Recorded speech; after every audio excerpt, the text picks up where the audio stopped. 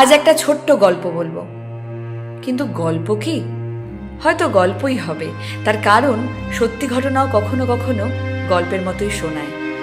এই গল্প সাদাকো সাসাকির, জাপানের এক ছোট্ট মেয়ের, যার জন্ম 1943 সালে জাপানের হিরোশিমা শহরে। হিরোশিমা বলতেই যে কথা আমাদের মাথায় আসে, সেটাই এই গল্প বলার কারণ।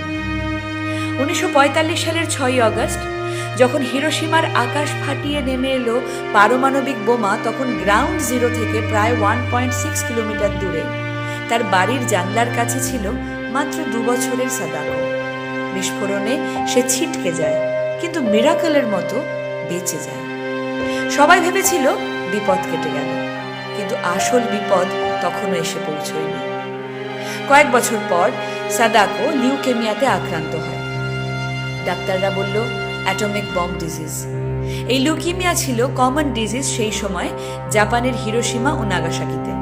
বিস্ফোরণের সময় যারা বেঁচে যায় তাদের অনেকেই পরবর্তীতে রেডিয়েশনের জন্য হয় বিকলাঙ্গ হয়ে যেত, না হলে লিউকেমিয়ায় আক্রান্ত হতো। আয়রনিটা এখানেই, সেদিন যে বোম পড়েছিল হিরোশিমায়, তার নাম ছিল লিটল বয়, যা জাপানের বহু বাচ্চা ছেলেমেয়ের প্রাণ কেড়ে নিয়েছিল বিস্ফোরণের সময় ও তার পরবর্তী সময়েও। যাই হোক, হাসপাতালের বিছানায় শুয়ে শুয়ে সাদাকো একদিন শুনল জাপানের লেজেন্ড, যদি কেউ 1000টা কাগজের সারস বানাতে পারে তাহলে নাকি তার যে কোনো ইচ্ছে পূরণ হয়। সাদাকো শুরু করলো ভাঁজ করতে।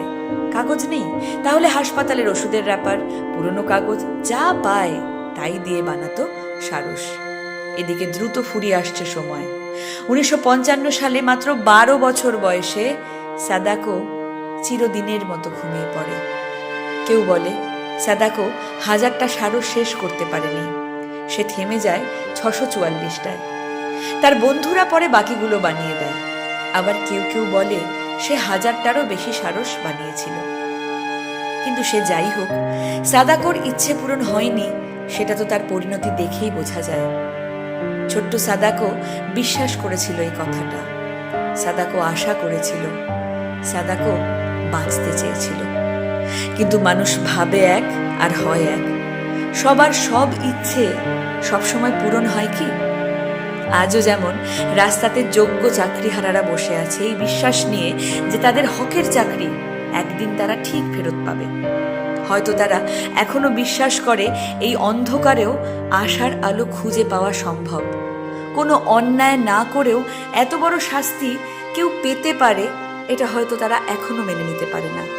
কিন্তু বিশ্বাসের দাম কি সবসময় পাওয়া যায়? সাদাকো সাসাকির ইচ্ছে পূরণ তো হয়নি, কিন্তু এদের হবে কি?